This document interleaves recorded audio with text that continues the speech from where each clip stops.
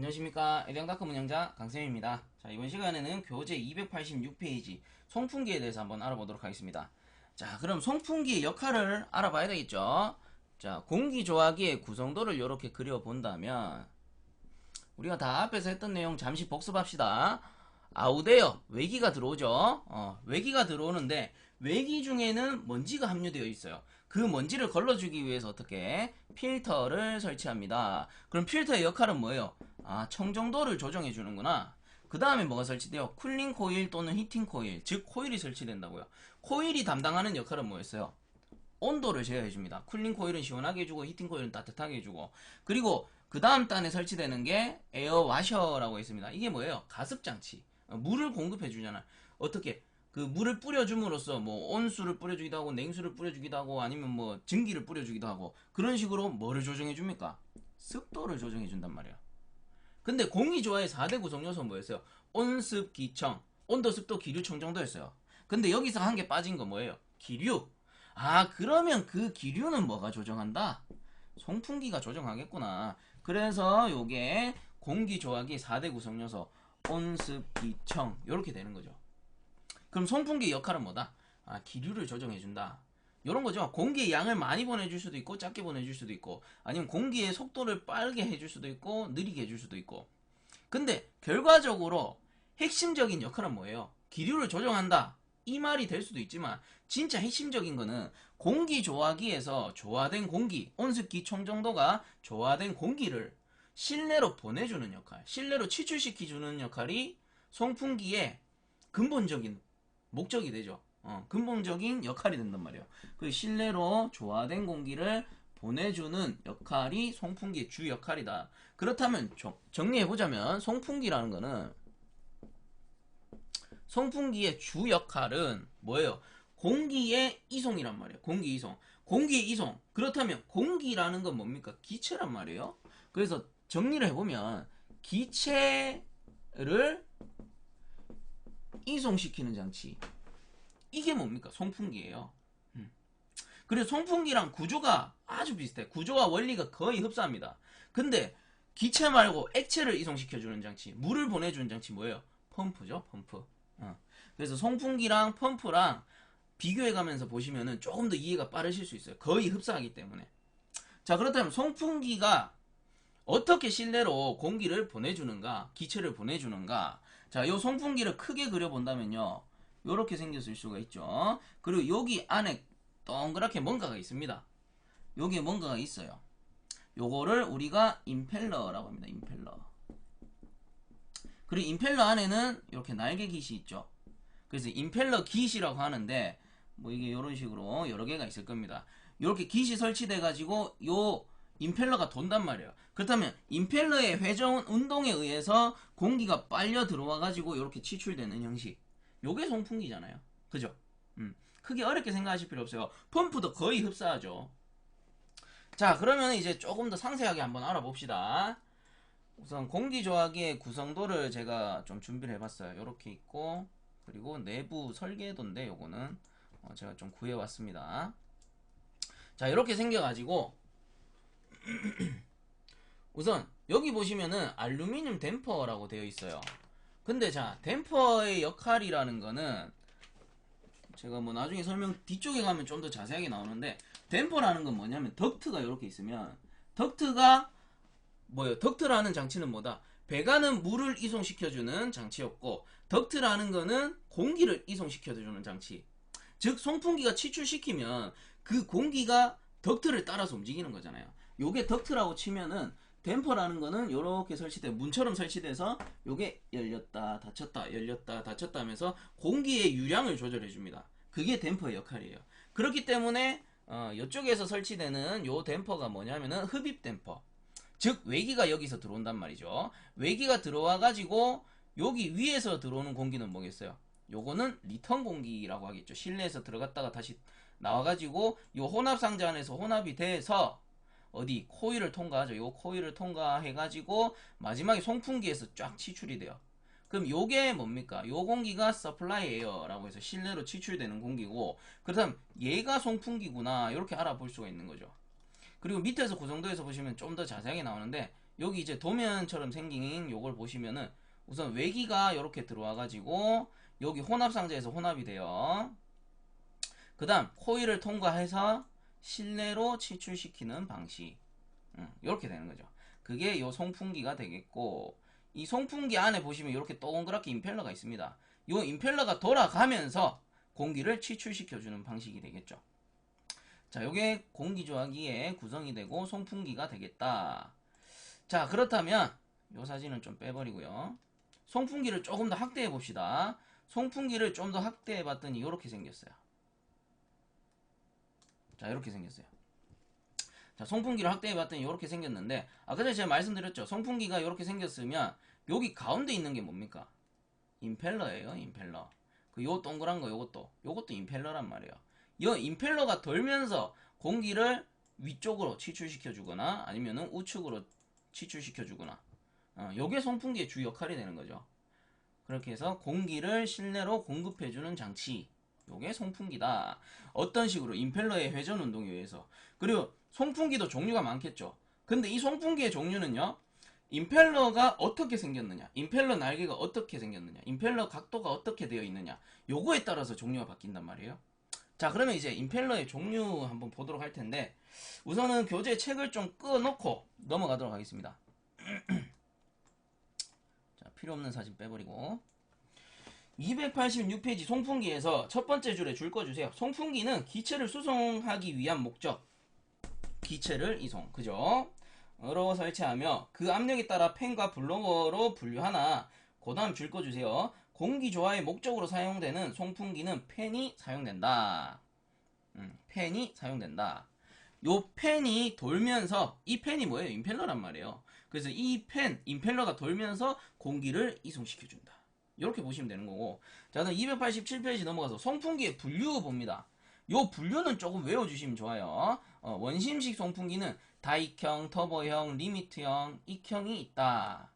그리고 제가 구조를 설명해 드릴 테니까 구조랑 요 종류랑 같이 반드시 알아두셔야 됩니다. 왜? 문제에서 원심식이냐 충류식이냐에 따라 분류하는 문제가 나온단 말이에요. 그리고 밑에 이제 충류형 나오죠. 충류형은 베인, 튜브, 프로펠러 이렇게 세 가지가 있다 라는 거, 요 원심식과 충류식을 구분해서 반드시 좀 알아주세요. 그 밑에 뭐 관류식 있는데 이건 문제 나오지도 않아요. 그래서 그냥 넘어가시면 되고. 자, 그렇다면 밑에 이제 원심형 송풍기 및 충류형 송풍기의 특징 해가지고 나옵니다. 그럼 원심형 송풍기는 우선 타이틀만 볼게요. 동그라미 1번에 터보형, 그럼 동그라미 2번 플레이트형, 그 다음 동그라미 3번 넘어가서 시로커형, 그 다음 동그라미 4번 익형 돼 있는데, 이렇게 동그라미 1, 2, 3, 4번까지가 원심형이 되는 거예요. 원심식. 그 다음 동그라미 5번 밑에 보시면 충류형 돼 있는데, 충류형은 이제 포괄적으로 축에 연결되어 있다 해서 충류형이라고 하는데, 자, 그러면 이제 좀 상세하게 알아보도록 합시다. 287페이지 돌아가가지고 동그라미 1번 터보형 송풍기에서 줄을 좀 꺼주세요. 블레이드 끝부분이 회전 방향의 뒤쪽으로 굽은 후곡형 줄 꺼주세요.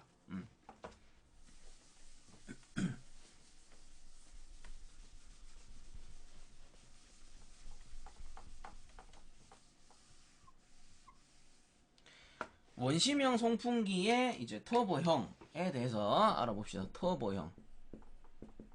터보형이라는 거는 제가 아까 전에도 말씀드렸듯이 송풍기가 이렇게 있으면 요 동그란 게 임펠러라 있어요. 요 동그란 게 임펠러인데, 요 임펠러의 깃이 어떻게 생겼느냐에 따라서 종류가 나뉜다고 했죠. 그럼 요 임펠러가 어떻게 생겼냐면, 터보형은 요렇게 해가지고 교재에도 잘 나와있지만 요 이제 가운데 축을 중심으로 이렇게 오른쪽으로 돌아간다 라고 했을 때 임펠러 깃이 살짝 이렇게 뒤로 기울었어요. 뒤쪽으로. 이런 식으로 살짝 뒤쪽으로 이렇게 기울었어. 그래서 날개가 회전 방향의 반대쪽으로 갔다 해가지고 뭐라고 한다? 후곡형. 아, 날개 깃이 뒤쪽으로 휘어 있구나. 그래서 후곡형 이렇게 부른단 말이야. 그러면 마저 읽어보면, 후곡형이며 효율이 높고 풍량 증가에 따른 소요 동력의 급상승이 없다. 또한 그 뒤에 줄 것입니다. 고속에서도 비교적 정숙 운전이 가능하다. 줄 거 주세요. 고속에서도 비교적 정숙 운전이 가능하다. 조용하게 돌아간다. 뭐 이런 얘기예요. 그러면 터보형의 날개 깃 한번 보시면, 자, 방금 제가 그려드린 그대로예요. 요 오른쪽으로 이렇게 회전을 한다라고 했을 때 날개가 어떻게 그냥 이렇게 직선으로 돼 있는 게 아니고 살짝 뒤쪽으로 휘었죠. 이렇게 살짝 뒤쪽으로 휘었습니다. 회전 방향의 반대쪽으로 휘었단 말이에요. 이것도 똑같죠. 이런 식으로 반대로 이렇게 각도를 줘놨으니까 요 녀석도 후곡형이 되겠다. 요게 터보형 송풍기의 임펠러 킷입니다. 날개 킷. 그래서 뭐 헷갈리실 수 있으니까 한 번 더 설명드리면 요 전체를 임펠러라 하고 임펠러. 그다음 여기 안에 있는 그 교재에서는 블레이드라고 돼 있는데 요게 뭐냐면 날개 깃. 날개 깃이나 블레이드나 같은 말이에요. 그래서 요거를 요 날개가 어떻게 생겼느냐에 따라서 종류가 터보형이 될 수도 있고 플레이트가 될 수도 있고 뭐 뒤쪽에 나오는 시로커가 될 수도 있고 뭐 요런 내용이 되는 거예요. 자, 그래서 요 모양만 좀 알아두시면 되고, 자, 그 다음에 나오는 게 플레이트형 송풍기 나와 있죠. 플레이트형. 자, 플레이트형은 임펠러가 이렇게 있으면 그냥 쭉쭉 뻗어 있어요. 쭉쭉 뻗어 있어요.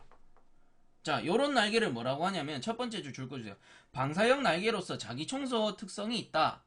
즉 요런 틈새에 아까 전에는 각도가 있었기 때문에 이물질이 낄 수 있단 말이야. 근데 얘는 쭉쭉쭉쭉 방사형으로 뻗어 있기 때문에 이물질이 잘 끼어 있지 않아요. 끼었다가도 다시 쑥쑥 빠지겠죠. 그렇기 때문에 자기 청소 효과가 있다.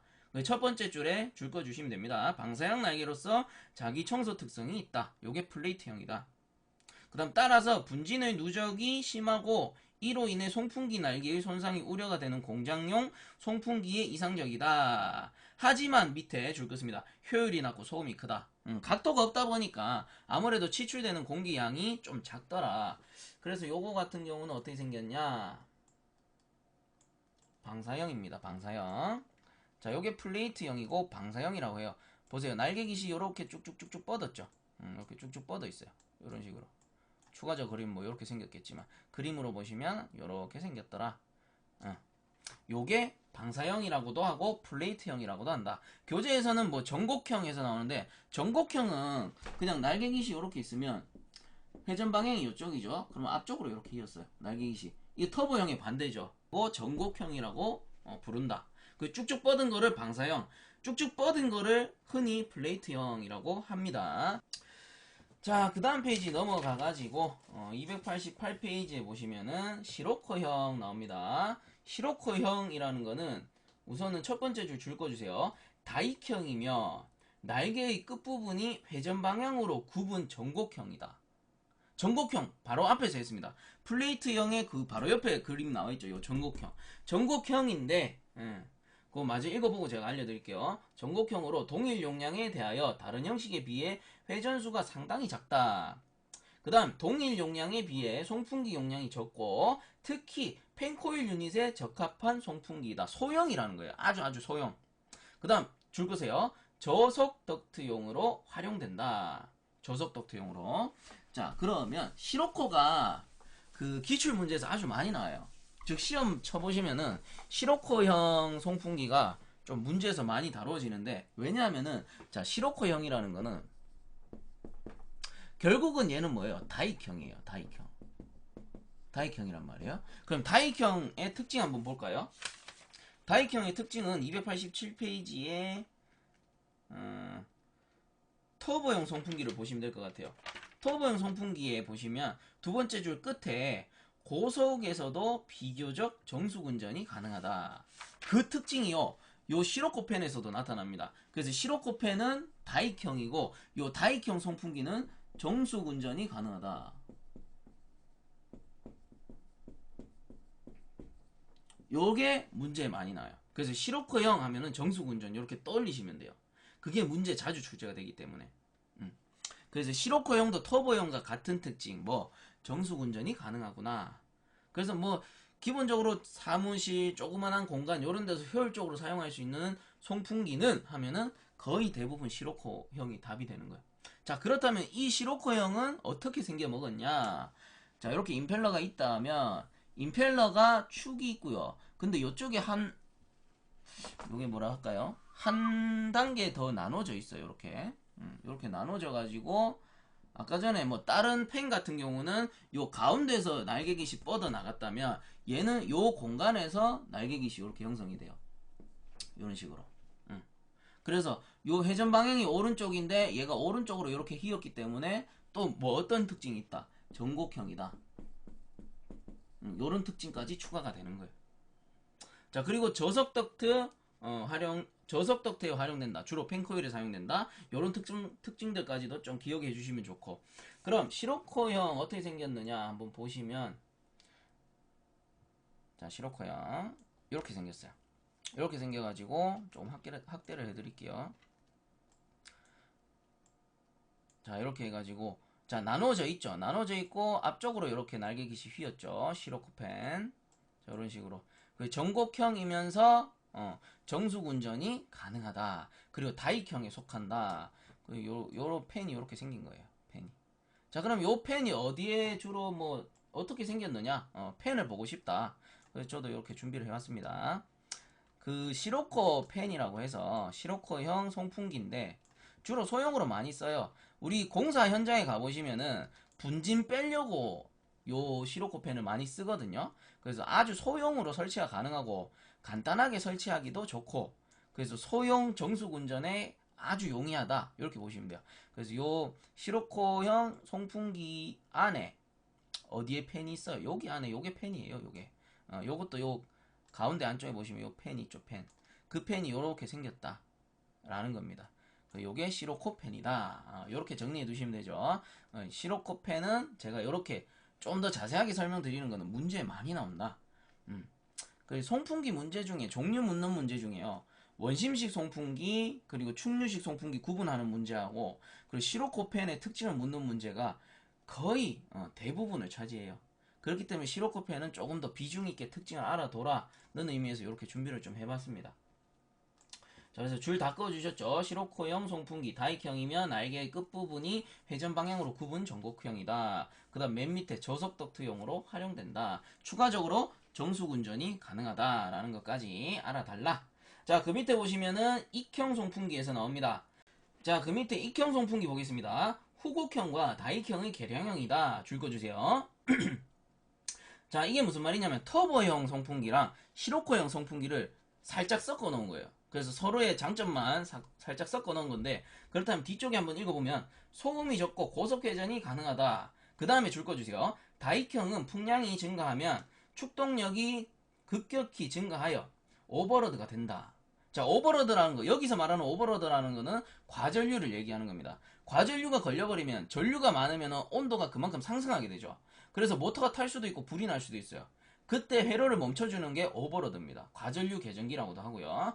그래서 그 오버로드가 된다라는 거고, 너무 빨리 돌아버리니까. 그 다음 이것을 보완한 송풍기다. 익형. 그러면 익형은 어떻게 생겼냐? 거의 뭐 위에 나온 시로코형이 다익형이라 했어요. 다익형하고 거의 비슷하게 생겼는데, 자, 요게 익형 송풍기. 그래서 요렇게 생겨가지고 시로코처럼 요 임펠러 안쪽이 두 층으로 나눠져 있죠. 근데 날개 깃은 어떻게 생겼냐면 요렇게 생겼어요. 요렇게. 시로코의 반대, 즉 회전 방향의 반대 방향, 이게 뭐였습니까? 후곡형이죠. 후곡형. 시로코펜은 전곡형이었고 얘 익형은 뭐예요? 후곡형. 임펠러 날개깃이 뒤쪽으로 휘어 있다. 요게 익형입니다. 익형. 자, 그러면 익형도 한번 보면은, 자, 익형 이렇게 생겼어요. 이렇게 생겨가지고 요 안쪽이 두 단으로 나눠져 있고 두 층으로 나눠져 있는 거고, 그 다음 회전 방향의 반대 방향으로 이렇게 날개깃이 휘어 있죠. 이런 식으로. 이것도 보시면 뒤쪽으로 이렇게 휘어져 있다는 거. 요게 전부 다 뭐다? 익형이구나. 익형. 즉 시로코펜이 다익형인데 다익형의 날개 방향과 정반대, 그게 익형이다. 이렇게 알아두시면 돼요. 자, 그 다음에 충류형 송풍기 한번 보겠습니다. 충류형 송풍기 해가지고, 충류형 송풍기는 줄만 꺾고 제가 모양 보여드릴게요. 충류형 송풍기 첫 번째 줄 꺼주세요. 프로펠러형의 블레이드가 기체를 축 방향으로 송풍한다. 축 방향으로 송풍한다. 자, 충류형.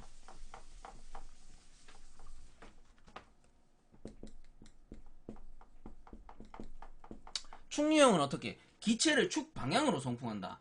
이거 제가 저번에 한번 말씀드린 적 있던 것 같은데, 축유형이라는 거는 그냥 선풍기 생각하시면 돼요. 선풍기. 선풍기는 무조건 그 공기를 축 방향으로 송풍합니다. 자, 그럼 사진으로 설명드리면 좀 더 쉬울 거예요. 자, 이렇게 갖고 와 봤는데, 요게 축유형이에요. 축유형. 선풍기 또는 환풍기, 그거 생각하라고 있어요. 그래서 이렇게 축이 연결이 되어 있고, 그다음 요 팬이 돌면은 바람이 어떻게 축 방향으로 공급이 된다. 그리고 요것도 축이 이렇게 연결이 되어 있고, 바람이 어떻게 돌면은 축 방향으로 바람이 나오죠. 이것도 똑같죠. 환풍기 팬인데 요거 역시 축 방향으로 송풍이 된다. 그래서 전부 축유형이라고 하는 거예요. 그래서 축유형의 종류로는 베인형, 튜브형, 프로펠러형이 있었다. 이렇게 세 가지 알아달라고 했습니다. 자, 이렇게 해서 송풍기의 종류에 대해서 알아봤고요.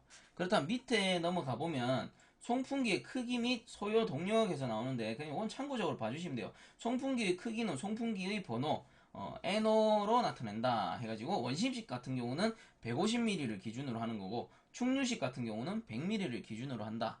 요거는 나중에 문제에 나오면 유형이 좀 바뀌어서 나오기 때문에 문제 풀면서 제가 설명을 또 드리겠습니다. 자, 그 다음 페이지 보시면은 동력에서 나오는데, 자, 요 동력 같은 경우는 조금 중요하니까 집중해서 봐주셔야 됩니다. 자, 동력. 우리가 지금 하는 건 송풍기의 동력이에요. 근데 우리 앞에서 펌프의 동력에 대해서 한번 했었어요. 그럼 펌프의 동력 잠깐 복습해보면, 펌프일 경우 동력 구하는 공식은 102 곱하기 60에다가 2타 분의 RQH였습니다. 그리고 얘가 킬로와트였죠. 근데 요게 102일 때는 킬로와트인데 75일 때는 PS였고요. 그리고 76일 때는 HP였단 말이죠. 요 값에 따라서 킬로와트를 구할 수도 있고 PS를 구할 수도 있고 HP를 구할 수도 있다라고 배웠습니다. 자, 그럼 송풍기의 동력을 구하는 공식은 어떻게 되느냐? 자, 송풍기 같은 경우는요, 102 곱하기 60 곱하기 2타 분의 QP가 돼요. 자, 요게 왜 이렇게 바뀌느냐 하면은, 펌프 같은 경우는 물을 이송시켜 주잖아요. 그죠? 펌프는 물을 이송시켜요. 그리고 송풍기는 공기를 이송시키죠. 그럼 차이점이, 제일 큰 차이점이 뭐예요? 물은 무게가 있어. 킬로그램으로 나타낼 수 있단 말이에요. 근데 공기는 무게가 있다 없다? 없어요. 없기 때문에 뭘로 나타내요? 최적으로 나타냅니다. 자, 그러면 차이점을 비교해보자면, 물이라는 거는 무게가 있기 때문에 R 요게 뭐였냐 하면은 물의 비중이었어요. 즉 물의 무게가 됐고요. 그 다음 요 Q라는 거는 수량이었어요. 수량, 물의 양. 그 다음 H라는 거는 수도였습니다. 수도. 물을 건물의 몇 층까지, 즉 몇 미터 올릴 수 있냐, 그게 뭐였어요? 수도라고도 하고 압력이라고도 한 거예요. 같은 말입니다. 수도가 즉 압력이에요. 자, 그 다음에 송풍기에서는 무게가 없어요. 무게가 없기 때문에 이 R이 빠진 거예요. 대신에 요건 뭐예요? 풍량이라고 하죠. 풍량. 공기의 양이 있어야 될 거고, 그 공기가 많으면 많을수록 압력이 올라갈 거고요. 적으면 적을수록 압력이 떨어진단 말이에요. 그러면 이제 압력이 나오는 거죠. 그런 것 때문에 압력. 이렇게 표시를 해주는 겁니다. 그래서 요 두 가지 공식은 좀 외워주세요. 두 가지가 아니어요. 따지고 보면은 그냥 요 공식에서 R만 뺀 거예요. R만 빼버리면 뭐예요? 그 송풍기로 쳤을 때 R만 빼버리면 풍량, 압력이 되는 거예요. 풍량, 압력. 왜? 수량이 풍량이고 수도가 압력이니까 풍량, 압력이 된단 말이에요. 결국은 하나의 공식이에요. 하나의 공식. 대신 송풍기는 공기이기 때문에 비중이 빠졌을 뿐. 그래서 요게 단위가 킬로와트가 되고, 75면 PS, 76이면 HP 이렇게 된다라고 했죠. 그래서 우리가 동력 구하는 공식은 반드시 좀 외워달라. 요거 외우시면은 한 문제 공짜입니다. 적어도 최소 한 문제 공짜예요. 자, 그러면 여기서 동력은 요 정도로 하도록 하고, 그 밑에 보시면 이제 송풍기 상사법칙 나오는데, 요 송풍기 상사법칙도요 암기해 두시면 기본적으로 한 문제는 먹고 들어갑니다. 근데 요 상사법칙 외우러 가면 좀 힘들게 외우시는 분들이 많아가지고 제가 좀 더 쉽게 외우시라고 정리를 한번 해봤어요. 요 송풍기 상사법칙은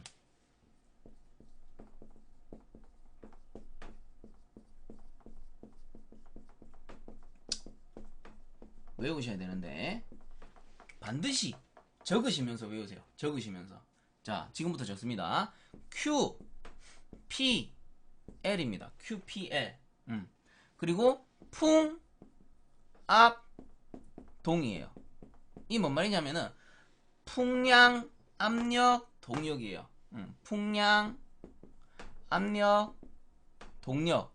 반드시 적으면서 외우라고 했습니다. 자, 그 다음에 는 n 분의 n d 분의 d n 분의 n d 분의 d n 분의 n 똑같죠?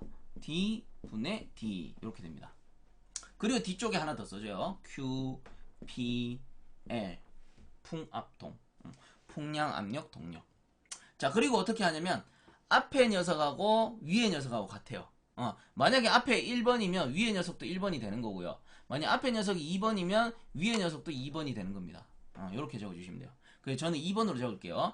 그래서 앞에 거, 위에 거, 위에 거 2번, 2번, 2번. 그 다음 밑에 거는 1번, 1번, 1번 이렇게 적어주시면 되고, 그리고 앞에 거 2번, 2번, 2번, 밑에 거 1번, 1번, 1번, 그 다음 앞에 거 2번, 2번, 2번, 밑에 거 1번, 1번, 1번 이렇게 적어주시면 돼요. 그 다음에 묶어주세요. 이렇게. 자, 이제 거의 다 됐습니다. 이제 마지막 가장 중요한 거. 몇 자승이냐? 몇 자승이냐? 자, N 요 라인 있죠? N, 요 QPL 같은 경우는 1, 2, 3의 자승입니다. 그 다음에, D 같은 경우는요, 3, 2, 5의 자승이에요.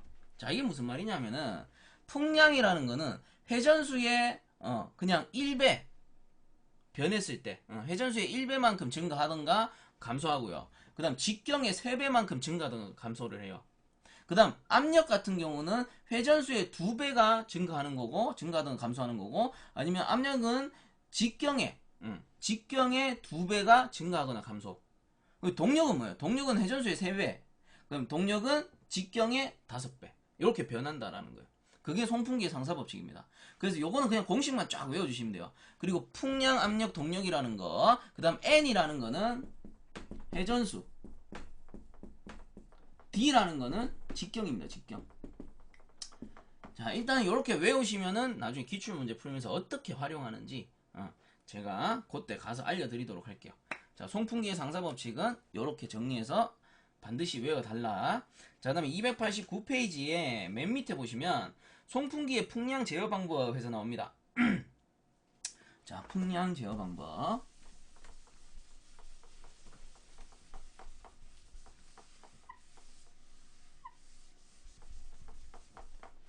요거는 좀 적을게요. 책에 있지만. 풍량 제어 방법.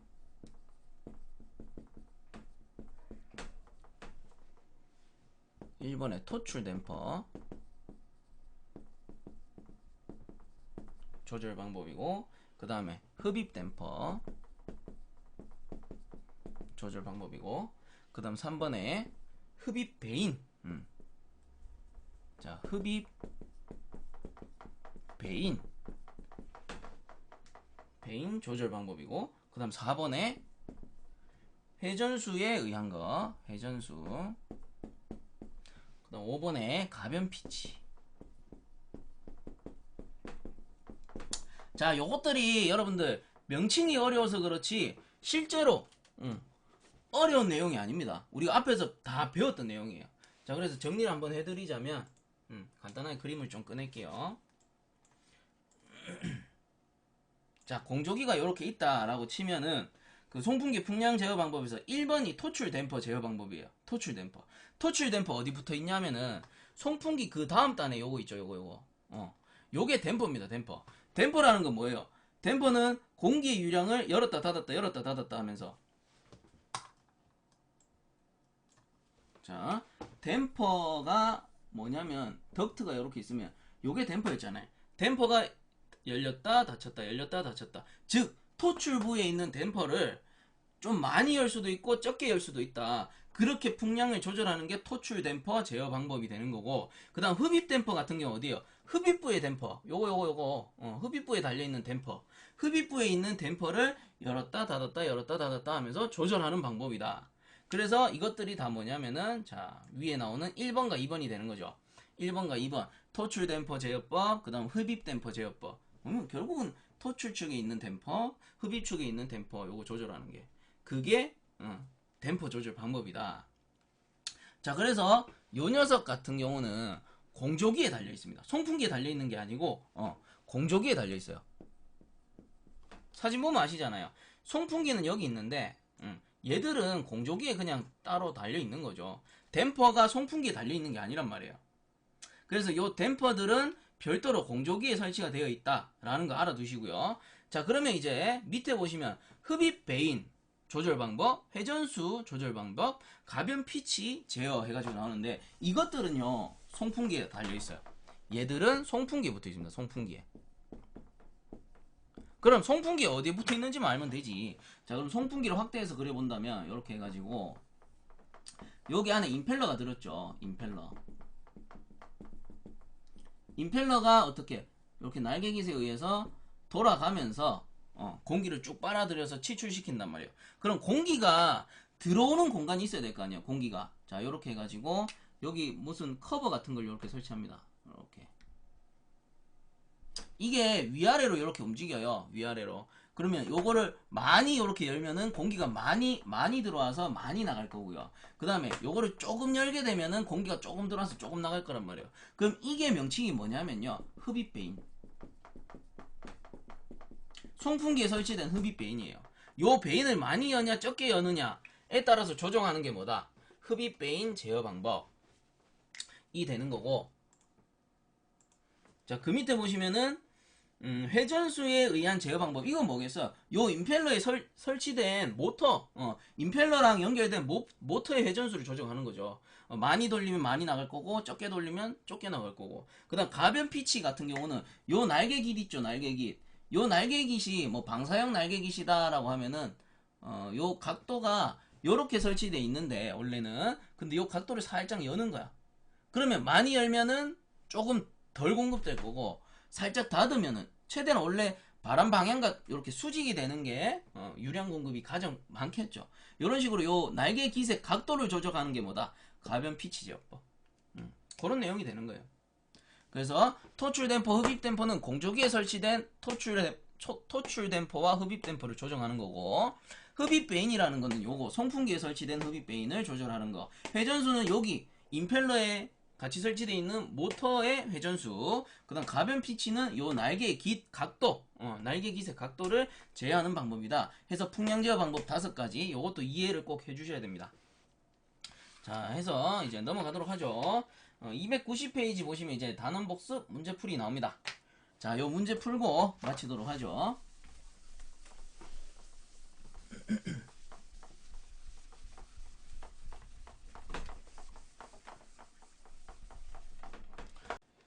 자 그럼 문제 1번 한번 보겠습니다. 다음 중 개별 제어 방식인 것은 해서 나오네요. 우리 공기 조화 방식은 크게 2가지로 나뉘었습니다.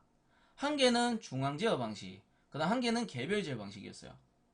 근데 여기서 개별 제어 방식은 종류가 딱 3가지밖에 없다라고 했죠. 그 3가지를 제외한 건 전부 중앙 방식이에요. 그 3가지가 뭐였다? 패키지 유닛 방식, 룸쿨러 방식, 그리고 한 가지 멀티 유닛 방식. 이렇게 3가지였어요. 이거를 제외한 건 전부 중앙 방식인 거예요. 자 그렇다면 1번 문제는 뭐예요? 1번 문제 답은 2번 패키지 유닛 방식이죠. 그래서 이런 문제는 그 점수 주려고 내는 문제입니다. 이런 거는 틀리시면 안 돼요. 요거 3가지만 외워버리면 되잖아요. 자 그래서 답은 2번이 되고, 그 다음 2번에 문제 2번에 보시면 전공기 방식에 비해 반송 동력은 적고 유닛 한 대로서 존을 구성하므로 조닝이 용이하며 개별 제어가 가능한 장점이 있어 사무실, 호텔, 병원 등의 고층 건물에 적합한 공기조화 방식은 해서 나옵니다. 자 그러면 그림으로 살짝 그려보자면 전공기 방식에 비해서는 반송 동력이 적다라고 했는데 반송 동력은 적지만 결국은 공기를 치출하는 방식이다 이 말이죠. 그 다음에 유닛이 한 대래요. 그럼 각실에 이렇게 각실이 있다면 유닛이 각실에 한 대씩 설치가 되는 거고, 그 다음 공기가 공조기에서 치출되어 들어오겠죠. 이렇게. 그럼 이렇게 나와가지고 이렇게 치출되고, 이렇게 나와가지고 이렇게 치출되고, 그리고 요게 치출이 되면은 실내에 있는 공기가 어떻게 유인되어 들어오죠. 이렇게 유인되어 들어옵니다. 그럼 이 방식 뭡니까? 유인 유닛 방식이죠. 그죠? 그래서 답은 2번이 되는 거예요. 유인 유닛 방식. 개별 제어가 가능하다. 자, 그 다음에 문제 3번 넘어가겠습니다. 가변 풍량 단일 덕트 방식의 특징이 아닌 것은, 자, 가변 풍량 뭐예요? 변풍량이에요. 풍량이 변한다고. 그럼 전공기 방식하고 비교하면 되죠. 그럼 문제 1번, 보기 1번, 동그라미 1번에 송풍기의 동력을 절약할 수 있다.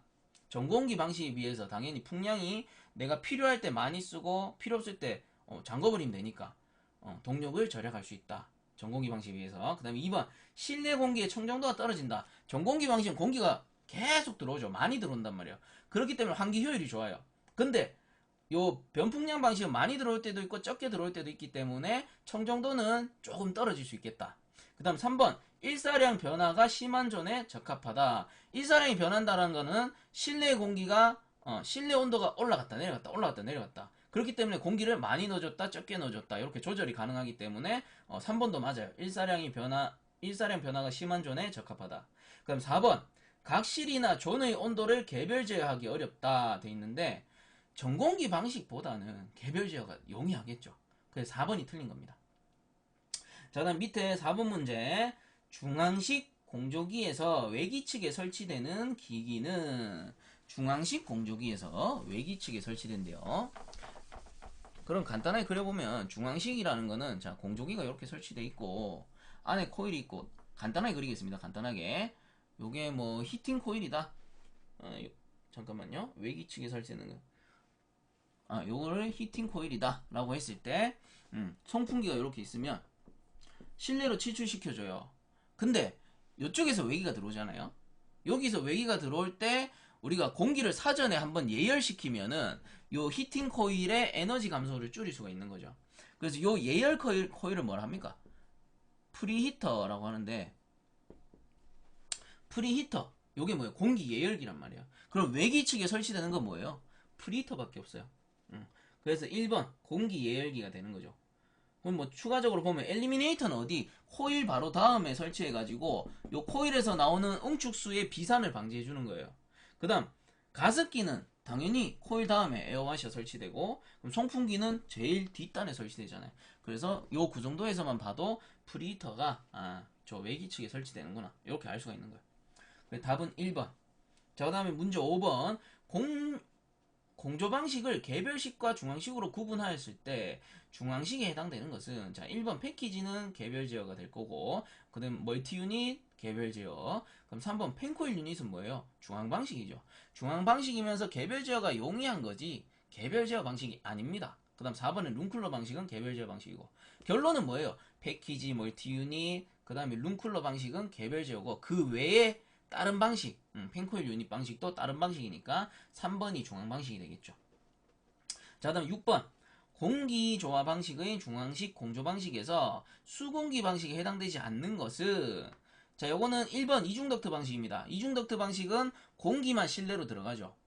그 다음 펜코일 유닛은 공기수 방식이 가능하고, 유인 유닛도 공기수 방식이 가능하고, 복사난방 같은 경우, 복사난방은 그 패널을 매설한다 했잖아요. 그 패널 안에 들어있는 배관 뭐예요? 수배관인 거예요. 그래서 공기수 방식이 가능하다. 자, 아닌 것은 1번이 되겠네요. 전공기 방식이 됩니다. 이중덕트 방식. 그래서 단일 덕트 방식, 이중덕트 방식 이런 것들은 다 뭐예요? 전공기 방식인 거예요. 자, 그럼 7번. 독립계통으로 운전이 자유롭고 냉수 배관이나 복잡한 덕트 등이 없기 때문에 소규모 상점이나 사무실 등에서 사용되는 경우 사용되는 경제적인 공조 방식은 좀 소형이겠죠. 소형인 건 뭐예요? 패키지 유닛 공조 방식. 4번. 자, 다음 8번에 상사법칙 나옵니다. 송풍기의 회전수가 n에서 n1로 변할 때 송풍기 상사법칙에 의한 정압의 변화를 나타내는 식은, 여기서 n은 회전수, p는 정압 돼 있는데 QPL 중에 p네요. QPL 중에 p인데, 자, 그래서 n분의 n d분의 d였습니다. 자, 그럼 여기서는 1번 n0, n1 뭐 이렇게 나타내네요. 그럼 여기다가 P 해가지고 앞에 1이 되면 위에 1이 될 것이고 그 다음 나머지는 NDP 같은 거죠. 그럼 요거랑 똑같은 식인데 자 자승 같은 경우는 1, 2, 3이었어요. 3, 2, 5였고 자 그럼 여기서 맞는 거는 2번이 되겠죠. 2번 요걸 나타내겠죠. 그래서 답은 2번이 되고 그 다음 9번 문제 보시면 다음 중 원심식 송풍기의 종류가 아닌 것은 자 프로펠러형은 뭐였어요? 충류식입니다. 그래서 4번이 아니겠죠. 그 다음 10번 보시면은 송풍기 오버로드가 일어나는 요인은 뭐예요? 풍량이 과잉일 때 풍량이 과잉이라는 거는 전동기가 부하를 받았잖아요. 그럴 때 오버로드 걸린다 라고 설명드렸죠. 그래서 답은 1번 송풍량이 과잉일 때 오버됐다 이렇게 생각하시면 되니까. 그 다음 11번 공기조화기의 송풍기의 축동력을 산출할 때 필요한 값과 거리가 먼 것은 자 필요한 값과 거리가 먼 것은 송풍기의 동력 구하는 공식 102 곱하기 60 곱하기 2타 분의 뭐였습니까? QP였어요. QP. 그럼 얘는 풍량이었고 얘는 압력이었고 얘는 효율이었어요. 자 그러면 보기 보면은 송풍량 풍량 그 다음 현열비는 없어요. 그 답은 2번이네요. 그 다음 송풍기의 전압 효율 그 다음 송풍기의 전압 압력이죠. 전체 압력이니까. 그래서 여기서 거리가 먼 것은 2번이 되겠네요. 현열비. 자 이렇게 해서 문제도 다 풀어봤고요. 이번 시간은 여기까지 하고 마치도록 하겠습니다. 자, 본 강의가 도움되셨다면 유튜브 에듀영닷컴 검색 후에 구독과 함께 영상 하단에 보시면 따봉 버튼 있으니까 따봉 버튼 한 번씩만 눌러주시면 감사하겠습니다. 자, 수고들 많이 하셨습니다.